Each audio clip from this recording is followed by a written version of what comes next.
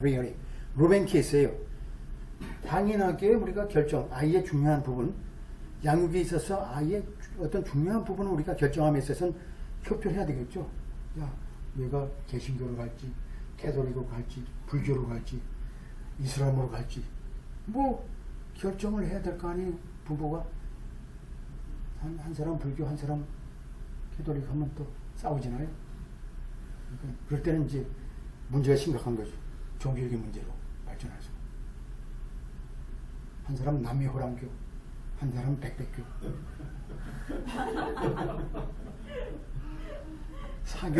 사교로 가서 돈 버는 사람 많아요. 조심하세요. 사교.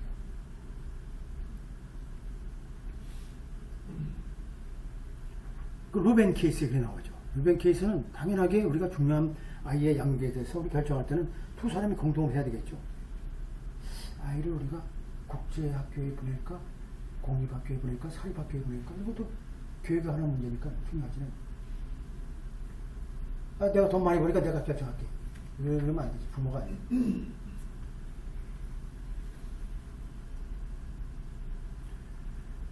그래서 우리가 이제 일반적으로 조인트 리걸 커스티를 우리 부여하기에 있어서 어떻게 돼요? 기본적으로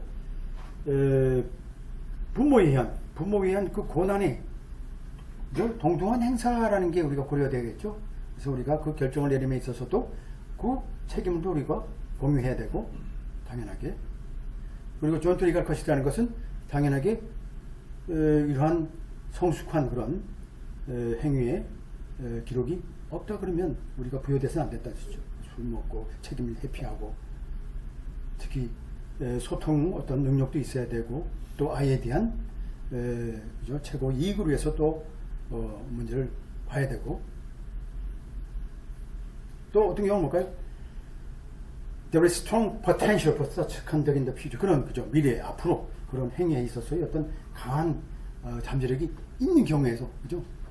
그게 있어야 되겠죠. 그러니까 뭘까요? 이런 게 potential. 뭐더러 내가 술을 끊고 내가 전선해서 꼭 뭐 부인을 사랑하는 뜻은 아니지만 하여튼 아이가 중간에 끼어 있으니까 아이를 위해서라도 우리가 어떤 노력 같은 게 필요하다. 이런 것들이 우리가 중요하죠. 그래서 우리가 조인트 리걸 커스티를 우리가 함에 있어서는 이 문장들을 전부 다 갖다 써놔야 돼요. 조인트 리걸 커스티가 있다 그러면 그걸 그대로 갖다가 우리가 갖다 놔야죠. 아까 ABCD가 있죠. ABCD 그 사이에 적당한 데 집어넣어야 되겠죠. 자, 그러면 항소심에서 어떻게 됐어요? 자, 항소심에서 어떻게 돼요? 아빠 입장에서 뭘까요? 자, 원심법원의 판결 내용에 대해서 이제 문제 삼는 거죠. 왜냐면 당사자들이 자 충분하게 서로 아이의 절대 이익을 위해서, 그죠? 또 어떤 경우에 어떤 필요에 의해서 소통하고 협력할 수 있는 그 능력을 보여줬다는 원심법원의 판단 내용 자체는 항소심의 입장에서 볼 때는 아버지는 야, 이거 판사가 돌았냐? 어? 엄마가 지금 어떤 상태인데? 그죠? 여기서 보게 되면 뭐 부당하게 가족이라든지 친구에 의해서 부당하게 영향을 받지 않고, 혹은 현재 차이를, 그죠? 무시할 때 같은 이제 상황에서도 필요하고, 특히 원심법원 입장이 뭘까요? 자, expert witness라는 건 이제 우리가 법원에서 전문가죠, 전문가. 의사라든지 건축사라든지 간호사라든지 이런 사람이 그죠? expert witness라 그래요. expert. 그 다음에 이제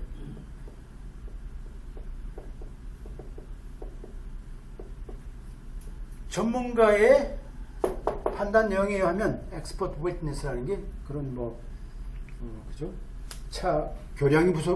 교량이 무너졌다 그러면 구조 관련 건축사들이 이제 그걸 또 판단해야 되겠죠. 이게 교량 자체의 하중을 견딜 수 있는 콘크리트의 덴시티 자체가 문제 있다 그러면 그것도 판단해야 되고, 그죠? 또 어떻게 해요? 비행기가 사고 났다 그러면 비행기의 블랙박스를 가지고 사고 원인을 찾아야 되는 법정에 나와서 우리가 증언을 해야 되겠죠. 그 사건에 대해서 expert witness라는 게 되게 나오죠. 본인도 이 전문가들도 일치된 의견이 엄마는 아직도 아빠에 대해서 적대적이다. 그리고 직접적인 소통을 거부하고 있고 아빠와 오히려 말이죠. 아빠를 통해서 부모를 통해서 전화해서 말이죠. 우회적으로 본인한테 전달될 수 있도록 하는. 그러니까 이게 이러한 상황을 알면서도 우리가 조인트 리갈 커스티디 한다는 건 말이 안 되죠. 왜냐하면 서로 협조해서 아이의 양육에 최고 이익을 위해서 해야 되는데 한 사람이 남편에 대해서 적대적이라 그러면 말이 통하지 않잖아요. 부모를 통해서 성까지 없앤다고 그랬잖아요. 성깔이 좀 문제가 있네. 그게 심한 것 같아요. 애기가 있는데 자기 성까지 저기 남편 성은 없으면. 그거야 이혼하면 뭐 그런데 아니, 애기가 없으면 그런데 우리 같으면 뭐 이름까지 바꿀 텐데. 보기 싫어. 이 가족법이라는 게 재밌어요, 여러분들. 여러분들이 오늘 공부한 게 가족법을 공부할 때는 이제 그 용어는 이제 모르는 거 거의 없어. 그러니까 나중에 가족법 공부할 때 다음 학기에 제가 가족법을 할지 모르지만 하여튼 하게 되면 두 번 다시 용어를 다시 볼 필요 없어요. 가족법에 용어들이 다 나오잖아요. 아, 좋아요. 그러니까 우리가 또 그 다음에 전문가 입장은 뭘까요? 자, 소통력이 부족하다는 얘기죠. 그러니까 상식적인 입장에서 볼 때는 두 사람의 소통력이 부족하고 특히 이유가 뭘까요? 아빠에 대한 어떤 응어리죠. 엄마의 어떤 분노 같은 게 feeling of anger 이런 게 어떻게 돼요? anger가 must be released 한마디로. 근데 안 되는 거죠. 그 다음에 아이의 교환이라는 게 뭐 무슨 acrimonious 그죠? acrimonious 이게 하는 걸까요? 아주 비타지 비타라는 거죠. 한마디로. 그래서 원심법원의 입장에서 볼 땐 뭐 이런 애매한 그런 상태니까 어떻게 돼요? 판사가 야, 엉뚱한 데서 애를 교환하게 되면 어떻게 돼요? 싸우겠죠. 또 험한 얘기하고 그러니까 야 공공도서관에서 해. 거긴 사람들 많으니까 그런 입장을 판사가 알면서도 이게 재량권을 이탈했다는 건 이제 문제가 있는 거죠. 자, 따라서 뭘까요? 우리가 사건 기록을 살펴보건데, 자, 원심법원에 반해서 사실상의 실적인 증거가 없다는 거죠. 두 부모가 소통하고 우리가 아이의 이익을 위해서 도움을 줄 수 있는 그런 사실상의 실적인 증거가 없는데, 그죠? 또 서로 충분하게 협의해서 합의하고 또 사실상 조인트 커스티라는 그런 걸 부여함에 있어서 정당성을 인정할 만큼 우리가 될 수 없다는 거죠. 그래서 볼까요? The court's erroneous finding. 자, 원심법원의 잘못된 판단이죠. 판단은 결국 뭘까요? 우리가 따라서 이러한 부분들이 결국은 조인트 커스티를 부여하는 그런 판단으로 우리가 근거로서 작용이 됐고, 하지만 뭘까요? 사실상 421조 비항에 보게 되면 이러한 중요한 요건에 대한 우리가 지지할 수 있는, 보완될 수 있는 그런 충분한 실적인 증거가 없기 때문에 이런 조인트 리갈 커스티에 대한 추정 자체는 우리가 당연하게 배척해야 된다는 뜻이죠. 따라서 우리가 원심법원의 조인트 리갈 커스티에 대한 걸 인정할 수 있는 충분한 증거가 없다는 거죠. 특히 아이의 이익을 위해서 없기 때문에 우리가 이 조인트 리갈 커스티를 부여한 원심법원의 판결 내용은 재량권을 이탈한 행위다, 잘못된 행위다라고 한 거죠. 따라서 우리가 다시 파기환송된 케이스예요. 파기환송된 케이스예요. 리맨딘 다시 보내는 거죠. 원심법원에 가서 어떻게 돼요? 다시 우리가 얘기했던 대로 그대로 법리에 따라서 다시 재판해봐. 어? 판사, 원심 판사, 당신 술만 먹고 말이야. 정신 차려. 네? 그러면 안 돼. 판사라고 다 잘하는 건 아니에요. 뭐 50억 클럽도 있고 막 그래요. 뭐 도대체 이게 참 이게 대한민국이라는 나라가 사법까지 이렇게 다 망가지니.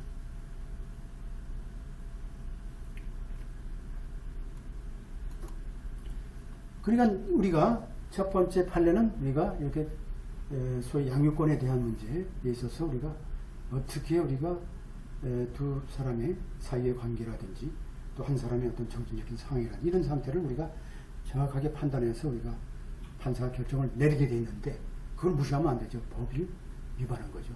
법을 위반한 케이스죠. 두 번의 바클리죠. 바클리 케이스죠. 이 케이스는 뭘까요? 자, 이혼 판결에 대한 우리가 항소, 그죠? 특히 여기서는 뭘까요? 자, 두 사람의 재산을 분할하는 문제에 대해서.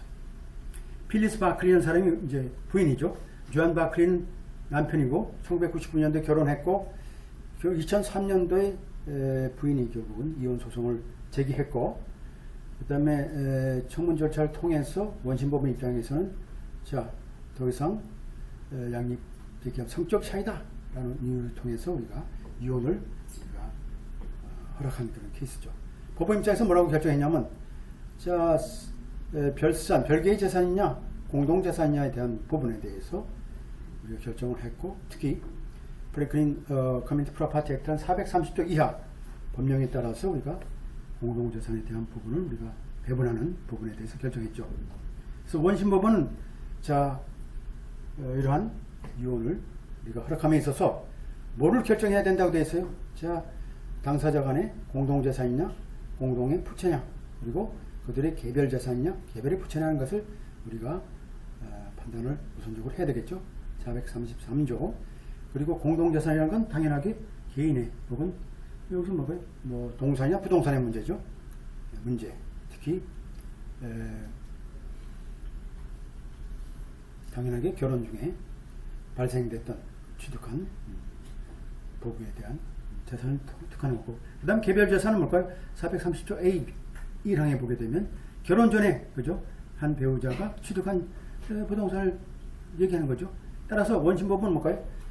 사실상의 이러한 재산의 혹은 부채에 대한 상태를 결정함에 있어서 우리가 뭘 하면 먼저 해야죠. 각각의 배우자로 하여금 자신의 개별 재산을 우리가 먼저 부여하고 나중에 공동 재산이나 부채를 우리가 433조에 따라서 우리가 해야 된다. 그러니까 먼저 볼까요? 개별 재산을 먼저 정의하고 나머지 공동 재산에 대해서 분배하는 그런 기술을 발휘해야 된다. 따라서 법원 입장에서 뭘까요? 당한 어떤 재량권이 있냐면 자, 특별 재산이 뭐냐? 특별 부채가 뭐냐? 라는 것도 각각의 우리가 50% 형태로 우리가 부여를 해야 되고 그런 것들이 이제 원심법원의 재량권이 있는 거죠. 또 여기서 이제 중요한 문제는 뭘까요? 자, 항소심에서 중요한 문제는 자, 원심법원 자체가 이런 잘못을 저질렀냐 판결에 있어서 실제로 남편의 저축 그리고 투자 그죠? 투자의 부분에 그죠? 대한 부분에 대한 증액 부분이죠. 증액 부분 자체를 배제했나? 라는 거죠. 결혼 전에 이제 소유했던 부분이죠. 그러니까 이제 이 사람은 아주 집요하게 그 사이를 뚫고 들어가서 이제 항소한 케이스죠. 자, 결혼 전에 자, 남편 입장에선 15만 달러를 이제 그죠? 투자 플랜에다 집어넣네요. 여기서 이제 여기서 보게 되면 이제 회사에 다니게 되면 우리가 이제 재용저축이라든지 이런 것처럼 우리가 어떤 투자를 목적으로 하는 어떤 연금 이런데 집어넣어서 이제 여기는 뭘까요? 회사에서 관리하죠. 회사 뭐 총무부에서 어떤 기획부에서 관리하는 그런 재산인데 15만 달러가 됐어요. 뭐 하여튼 투자를 잘해서 그런지 모르지만 15만 달러 됐어. 이 돈은 뭘까요?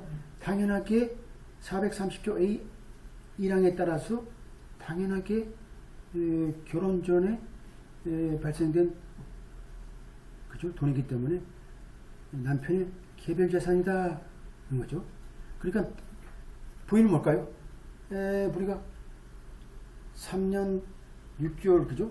후에 이제 이혼 소송을 할 때 이 해당 저축이 연금이 20만 달러가 된 거예요.